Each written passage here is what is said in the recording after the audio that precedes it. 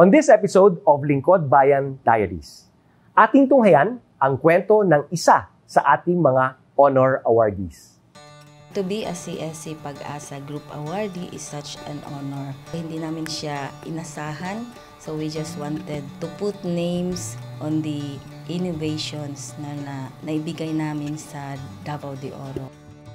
Ako po si Joycel R.O.D., Provincial ICT Officer ng Provincial Government of Davao de Oro, Team Leader ng eGov Technical Team. I'm George Danhil M. Duran, Computer Programmer 3. Ako po si Mr. Wilfredo M. Galagala, Information Technology Officer 2. Ako po si Antonio Isimini, Information Technology Officer 2. Ako po si Antonio Salarda Jr., Computer Maintenance Technologist 2. Kay eGov Technical Team are employees of the Provincial ICT Office of the Provincial Government of Davao de Oro. So kami yung gumagawa ng mga systems and innovations and nagsusupport din sa mga na-implement na mga systems sa iba't ibang departamento ng probinsya. Marami kaming projects, actually our systems number up to 40. Especially during the pandemic, so doon talaga nakita on how useful ICT was. During that time, challenge talaga yung team to produce projects to sustain yung online na operations. So on our part, we tried exploring open source technology. Tapos marami kaming ina-explore na networks.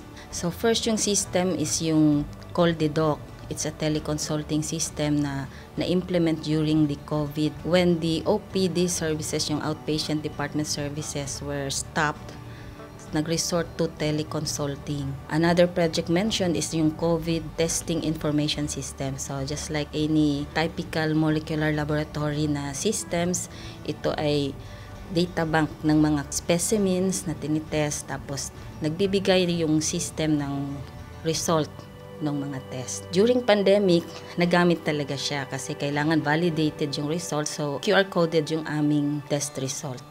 Isang very challenging project namin is yung household profiling and needs assessment.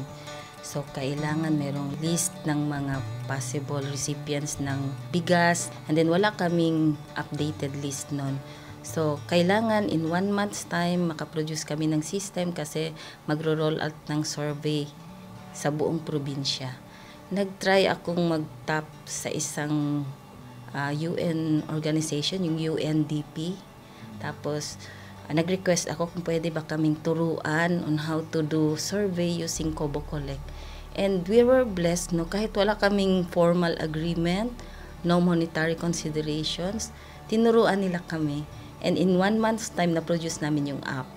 And then after that, dire-diretso na po. Hindi rin namin ma-imagine na in 6 months' time, nakandak yung survey using employees only of the provincial government. So nakamobilize kami ng mga 200 plus enumerators. Talagang nilibot yung entire province, 236 barangays, bahay-bahay yan. Tapos nakuha namin yung data with maps. Na-mapping namin yung mga households. So and very appreciated po yung output ng systems. Kami nasa LGU, na-feel namin yung need na dapat ma-institutionalize yung ICT departments. Nasa digital age na tayo, so hindi pwedeng hindi tayo mag-upgrade or mag-adapt ng ICT. So basically yung ICT, nagagamit siya para ma-optimize yung ating mga processes. Aside from that, yung interconnectivity, interoperability ng different offices, napapadali yun through ICT. So, talagang dapat i-leverage yung ICT ng any organization, not just the government. Kung mapansin nyo, lahat ng developed countries is naka-leverage talaga sila sa ICT. Maraming magaling sa Philippines, medyo may problema lang tayo dun sa interconnectivity and interoperability kasi parang nangyari, parang kanya-kanya yung mga LGUs, kanya-kanyang innovations.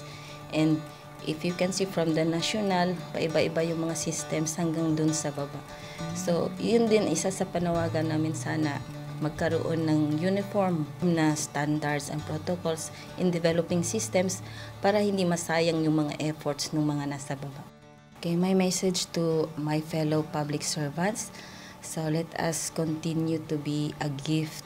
Di ba, pag gift ka, maganda ka, mapapasaya mo yung recipient, kay magiging useful ka sa recipient. So, isa lang yun sa palagi kong isinasa puso, no? Continue to adapt to the change, especially in ICT innovation. Even though marami tayong challenges na related to it, just continue to adapt to the ever-changing progress in technology. Kaya ang masabi ko lang sa mga kawani ng gobyerno, kung trabaho tayo, gawin natin talaga yung nasa puso natin. Gawin mo lang ang dapat mong gawin upang kung ano mang gusto mong maitulong para sa bayan. Na patuloy lang natin ang ating mga mabubuting gawain sa gobyerno para sa ating mga kababayang Pilipino. Kami ang eGov Technical Team ng Davao de Oro at ito ang aming kwentong Lingkod Bayani.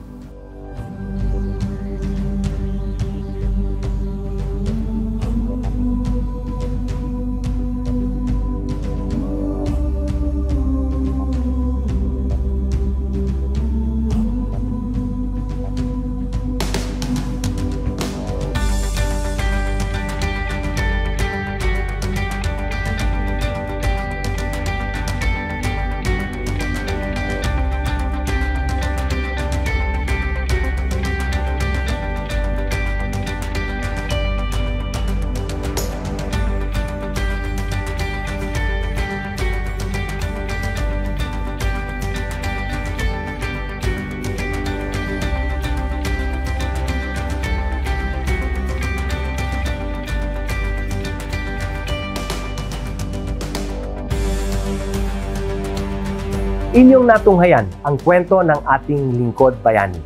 Kung ikaw ay may kilalang Lingkod Bayani, maaari siyang i-nominate sa Honor Awards Program ng Civil Service Commission. For nomination procedures, go to www.csc.gov.ph. See you on the next episode of Lingkod Bayan Diaries.